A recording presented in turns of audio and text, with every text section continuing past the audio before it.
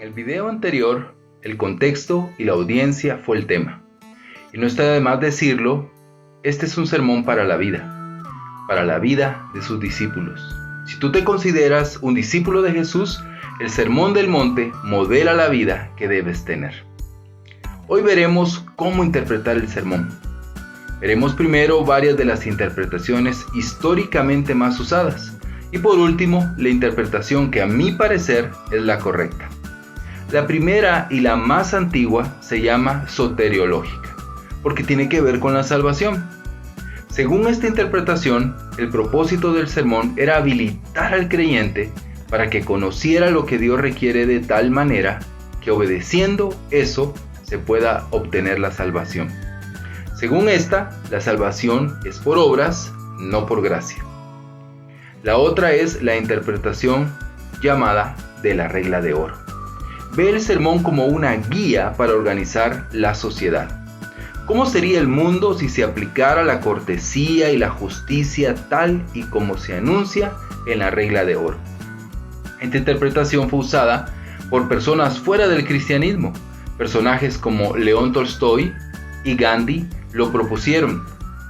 Con todo y lo atractiva que suena esta interpretación, se olvida que el Sermón del Monte fue dirigido a los discípulos de Jesús, no al mundo en general.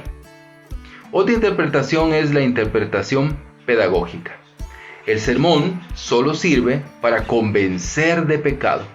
La función del sermón es de enseñar a los oyentes la imposibilidad de obedecer.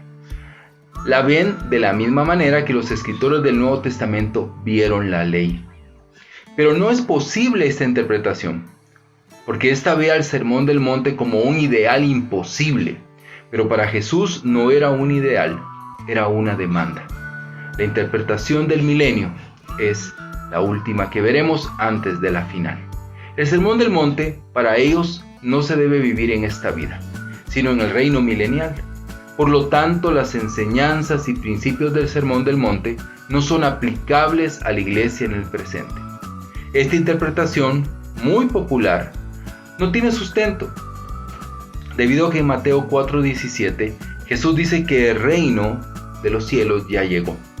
Si el reino de los cielos ya había llegado en la persona de Jesús, y si el Sermón del Monte es la constitución del reino, entonces esa constitución ya estaría vigente ahora.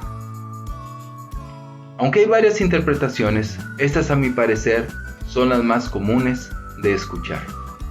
Si estas interpretaciones fueran correctas, no es necesario prestar mucha atención al Sermón del Monte. Su utilidad sería mínima. Pero hay una interpretación con la cual me identifico, y es la de la ética del pueblo de Dios en el ya del reino. El Sermón del Monte se debe vivir ya, dentro de la gracia. Sabemos que en algunos momentos fallaremos en algunas de las demandas del sermón, pero como con el resto de la vida cristiana, se debe de arrepentir y seguir obedeciendo.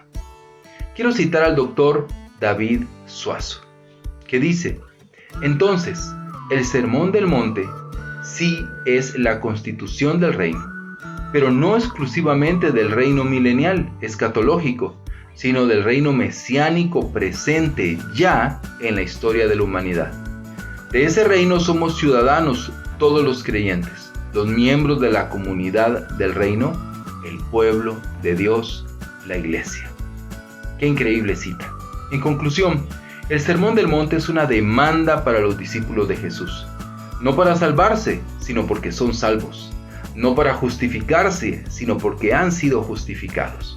Por eso el Sermón del Monte es el sermón para la vida.